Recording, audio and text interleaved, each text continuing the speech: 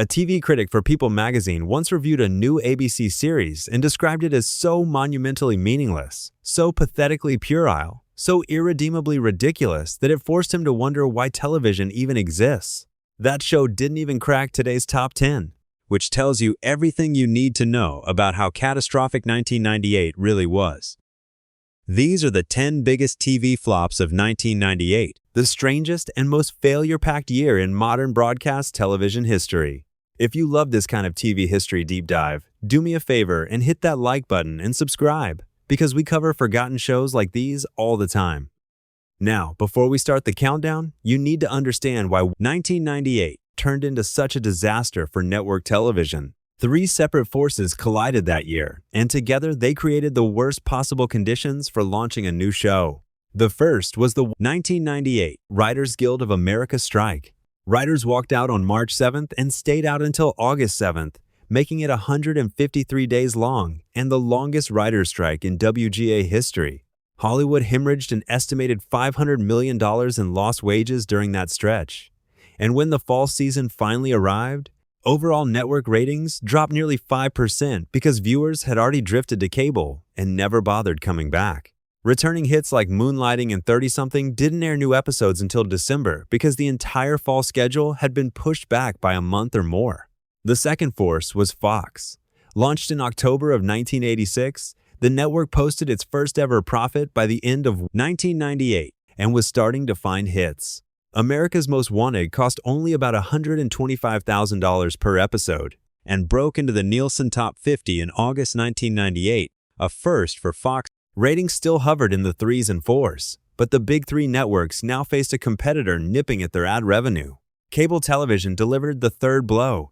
U.S. cable households had grown from roughly 16 million in 1980 to about 50 million by 1990, and channels like CNN, MTV, ESPN, and TBS gave viewers real alternatives for the first time. ABC, CBS, and NBC had held a combined primetime share of 90 back in 1980, but that number would crater to 60 by the early 90s. The 5-month dead zone from the writers' strike became the moment when millions of viewers realized they didn't actually need the big 3 anymore.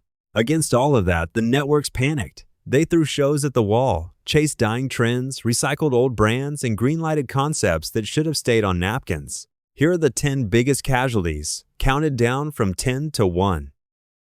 Number 10. Heartbeat on ABC. We start with the one that probably least deserved to fail. Sarah Davidson created this medical drama. Aaron Spelling produced it, and Kate Mulgrew, years before she'd command the starship Voyager, anchored a women-led ensemble set in a fictional clinic modeled on a real Santa Monica women's practice. Lynn Whitfield, Laura Johnson, Ben Masters, and Gail Strickland filled out the cast, and the 2-hour pilot debuted on the 23rd of March 1988. What set Heartbeat apart was representation. Gail Strickland's character Marilyn McGrath and her partner Patty made this the first primetime U.S. broadcast network series to feature a recurring lesbian couple and a lesbian main character. GLAAD would later recognize it with its very first media award for Outstanding Drama Series. But here's the thing, even Aaron Spelling admitted that ABC ordered a scene of Marilyn and Patty dancing together to be cut from the show. Critics respected it, and ABC somehow renewed it, which should have been the happy ending. Instead, the network moved Heartbeat to Thursdays at 10, directly opposite NBC's L.A. Law, the very show it would share that GLAAD award with. L.A. Law crushed it. ABC pulled the plug after 18 total episodes, and today the show survives almost exclusively in the memories of LGBT television historians who know it deserves far more recognition than it ever received. Number 9. Dirty Dozen, the series on Fox. Fox was still bleeding money in 1988, and this represented one of its bigger gambles. Taking the beloved 1967 MGM war classic and spinning it into a weekly series shot on location in Yugoslavia, with Ben Murphy starring as a World War II lieutenant leading a squad of convicts behind enemy lines. Everything fell apart at once. The show premiered the 30th of April 1988, which meant production collided head-on with the March 7th writers' strike. 13 episodes had been pre-produced, but according to people involved with the production, the cast ended up ad-libbing once the strike shut down the writing staff. Fox pulled it after about 7 episodes, with the final one airing June 25th. This was that rare 1998 series that managed to be a Fox flop, a strike casualty, and a logistical nightmare all at the same time. One other note worth mentioning, buried in that cast were a young John Tenney and John Slattery, decades before Mad Men would turn Slattery into a household name. Number 8. Knightwatch on ABC. With the strike delaying all of its returning shows, ABC needed original fall content fast. Their answer arrived on the 10th of November, 1988, a drama called Knightwatch, about a guardian angel-style volunteer crime prevention group made up of reformed gang members. Kevin Rodney Sullivan created it, and a completely unknown Benjamin Bratt played the charismatic leader Tony Maldonado. The premise felt earnest and topical. None of that mattered because of the time slot. ABC dropped it on Thursday nights at 8, directly opposite The Cosby Show and A Different World, the number 1 and number 3 shows in the entire country. No new series could survive that kind of competition. Knightwatch turned into a Nielsen disaster and lasted only 9 episodes, with the final one airing the 19th of January, 1989. Bratt obviously recovered. Law & Order came along just 6 years later, but this show never stood a chance from the night it premiered. Number 7. High Risk on CBS. When the writers' strike forced CBS to find anything it could put on the air, the result was High Risk, an unscripted hour showcasing real people with dangerous jobs like Border Patrol agents, repo men, and roller coaster testers. Olympic gymnast Mary Lou Retton appeared on the show, and it premiered on the 4th of October, 1988. Sources actually disagree on how long it survived. Some records show 5 episodes airing between October and mid-November, but one widely cited account claims it drew such total condemnation that it effectively died after a single night. Whichever version you believe, it ranked among the most embarrassing programming decisions of the entire year. And here's what makes it interesting in hindsight. In 1988, an unscripted reality show about people with dangerous jobs felt like a humiliation for CBS. Give it about 12 years, and that exact format would dominate primetime across every network. High Risk arrived about a decade too early for anyone at CBS to appreciate what it was. Number 6. TV 101 on CBS. This one belongs in the Before They Were Famous files. TV 101 premiered the 29th of November, 1988 on CBS, starring Sam Robards as a divorced photojournalist who returns to his old high school to teach journalism. Todd Rundgren composed the score, and the young cast turned out to be quietly stacked with future stars, including a pre-Friends Matt LeBlanc, a pre-Clueless Stacey Dash, a pre-Meet the Parents Terry Polo, and Alex Dazer. The scheduling worked against it from day one. CBS placed it on Tuesday nights at 8, opposite 2 ABC Top 10 hits in Who's the Boss and Roseanne, plus NBC's Top 20 Matlock. Network executives reportedly called the ratings depressing, and CBS aired it irregularly with a 3-week gap after February 1st. A controversial 3-part storyline where Matt LeBlanc's character got his girlfriend pregnant and she chose an abortion drew complaints from social conservative groups, giving CBS a second reason to pull the plug alongside the ratings. Only 13 of 17 produced episodes ever aired, with the last one running the 25th of March 1989. Number 5. Baby Boom on NBC. The 1987 Diane Keaton movie had been a hit, so NBC did what networks always do and turned it into a weekly series. They even brought back the original film's writers, Nancy Meyers and Charles Shire, to develop the adaptation.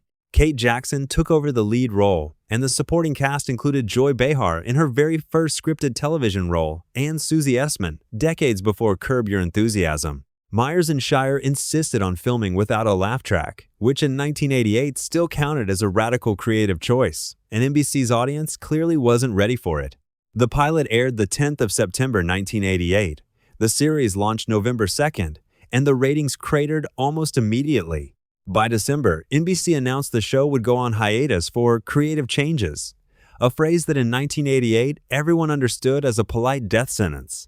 13 episodes were produced, but only the ones already in the can trickled out, with the final leftovers burning off the following summer. Critics agreed on what went wrong. The show had sanded down the manic edge that made Diane Keaton's performance so special, as if ironing out all the personality would somehow broaden the appeal. It didn't. Kate Jackson was also dealing with something far more serious off camera. going through her first breast cancer surgery during production, a struggle she spoke about publicly in the years that followed. Number 4. Tattingers on NBC, which then became Nick and Hillary, also on NBC. After the legendary St. Elsewhere wrapped in May of 1988, its creative team of Bruce Paltrow, Tom Fontana, and John Macias launched their follow-up on NBC. Tattingers premiered October 26th as a dramedy about a divorced couple, played by Stephen Collins and Blythe Danner, co-running an upscale Manhattan restaurant, with Jerry Stiller in a supporting role. Critics widely praised the opening credits, a sequence of still photographs that many called the best title sequence of 1998. That praise didn't extend to much else. Viewers expecting another St. Elsewhere found the leisurely foodie Manhattan tone alienating, and ratings collapsed. NBC canceled the show in January of 1989, and this is where the story takes its strangest turn. Because NBC then resurrected the same show in April of 1989, repackaged as a half-hour sitcom called Nick and Hillary, with most of the original cast still on board. The retooled version premiered April 20th and managed to perform even worse than the original, getting canceled after just 2 aired episodes. 13 episodes were produced across both versions, and one unaired episode finally surfaced on TV Land in 1999 as part of the channel's Lost and Found programming. Paltrow, Fontana, and Macias recovered by creating Homicide: Life on the Street in 1993. Tattingers, though, remains one of the most spectacular failures by a proven creative team in TV history. Number 3. The Dictator on CBS. The footage we are showing here is from the 2012 version of The Dictator, because the 1998 version never actually made it to air. So, almost nobody alive has ever seen a single frame of it. CBS announced The Dictator in January of 1988 as part of a 5-sitcom mid-season push, casting Christopher Lloyd, fresh off Taxi and Back to the Future, as a deposed Caribbean dictator running a laundromat in Queens with his wife, played by Deborah Rush. Robin Lively and John David Cullum played the kids. David Alan Grier guest starred in the pilot, and one of the produced scripts came from John Swartzwelder, who would go on to become a legendary Simpsons writer. CBS promoted it heavily with newspaper ads running in TV Guide, and the premiere date was locked in. Then March 7th arrived. The WGA went on strike just as the 3rd episode was set to tape, and suddenly the whole thing ground to a halt. CBS had completed 2 episodes, maybe 3, depending on which source you trust. But with no writers and no way to keep producing, the network officially canceled The Dictator on the 14th of April, 1988, before a single episode ever aired. No footage has surfaced publicly beyond a 10-second teaser commercial and a handful of still photos, making it a holy grail in the lost media community. A Christopher Lloyd sitcom with a John Swartzwelder script exists out there somewhere on tape, and literally no one has ever watched it. Number 2. Supercarrier on ABC. After Top Gun turned fighter jets and aircraft carriers into the coolest things in American pop culture, ABC figured a weekly TV series set on a carrier would print money. Supercarrier premiered the 6th of March 1988 as a 2-hour Sunday night pilot, created by diehard writer Stephen E. D'Souza and based on George C. Wilson's 1986 nonfiction book. Robert Hooks and Richard Jekyll led the cast, and the production secured full cooperation from the United States Navy, filming aboard the USS John F. Kennedy and the frigate USS Vandegrift, which, as actual Navy personnel love pointing out, isn't even a carrier. 4 days after the premiere, the Navy publicly pulled its support. A Department of the Navy spokesperson told the Los Angeles Times that the service objected because the carrier had become nothing more than a backdrop for stories unrelated to actual naval operations, including gun-running plots, Central American interventions, and a romance between the captain and a female pilot. That left the show scrambling for stock footage and museum ships to fill the gaps. Meanwhile, the ratings were already getting crushed opposite CBS's Murder, She Wrote, a reliable top 10 juggernaut. ABC canceled Supercarrier after 8 episodes, with the finale airing the 14th of May, 1988. This show stands as the textbook case of chasing a trend, alienating the very institution you need for credibility, and scheduling yourself opposite a show your target audience already loves. Number 1. USA Today, the television show, Syndication.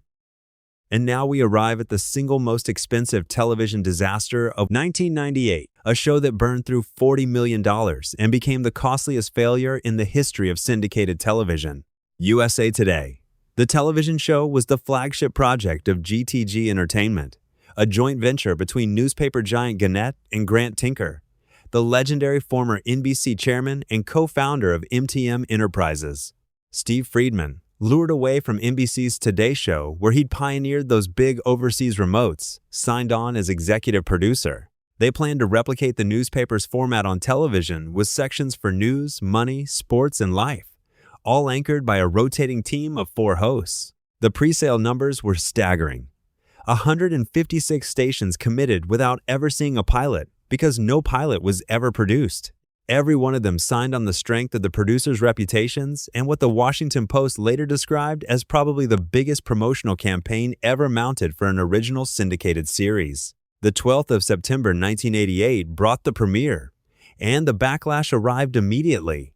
Stations complained the rapid-fire 4-anchor format left audiences confused and disoriented. Friedman was out by November, barely 2 months into the run. Over the following months, 3 of the 4 original anchors were dropped. The entire on-air look was redesigned from scratch, and the show was renamed USA Today on TV. Gannett executives took over day-to-day operations by March of 1989. None of those changes made a difference. Cancellation came on the 22nd of November 1989, and the final edition aired the 7th of January 1990. The Washington Post put the loss at $13 million, on top of the $40 million already spent, and the failure effectively killed GTG Entertainment as a production company. The biggest names in television news and production had staked their reputations on translating a newspaper brand to TV, and the result was a 16-month slow-motion wreck that nobody could stop. Before we wrap up, a few more shows deserve a mention, because 1998 was just that brutal. Annie Maguire on CBS marked Mary Tyler Moore's 3rd attempt at a post-Mary Tyler Moore Show comeback, and her 3rd failure. CBS canceled it after 11 episodes, despite strong reviews, because it landed opposite Full House on ABC and Unsolved Mysteries on NBC. One interesting footnote, the cast included a teenage Adrian Brody in an early role. Murphy's Law on ABC was the series I mentioned at the very top, the one that made a People magazine critic question whether television should exist at all. George Segal starred. 12 of 13 produced episodes aired, and the finale never made it to broadcast, only surfacing years later on YouTube. Then there was Nightingales, another Aaron Spelling production, this one about student nurses. Spelling reportedly pitched it as student nurses sharing a house in California where the air conditioning doesn't work. The American Nurses Association launched a protest campaign so effective that it forced sponsors to pull their advertising, and NBC canceled the show after 13 episodes. Conclusion. Every one of these flops falls into one of a few categories once you step back and look at the pattern. Some were trend chasers that arrived a beat too late, like Supercarrier riding the Top Gun wave and Baby Boom trying to stretch a movie into a series. Others were direct strike casualties, with The Dictator killed outright, Dirty Dozen left without scripts, and High Risk born from pure desperation. A few were prestige plays that misread their audience, including USA Today, Tattingers, and TV 101. And the rest were scheduling disasters. Good shows dropped into impossible time slots where Cosby, Roseanne, LA Law, and Murder, She Wrote waited to devour them. What connects all of them is the bigger story underneath. 1998 turned out to be the last full year the big 3 networks could pretend to own American living rooms. The writer's strike gave viewers 5 months to discover they could live without scripted primetime. Fox kept growing, and cable was surging past 50 million homes. Within just a couple of years, The Simpsons, Seinfeld, Twin Peaks, In Living Color, and Beverly Hills 90210 would completely reshape what television looked and felt like. The shows on this list are the sound of an old model cracking apart, and if you listen closely enough, you can hear the 90s coming. Thanks for watching. If you enjoyed this trip through television's graveyard, hit subscribe. I'll see you in the next one.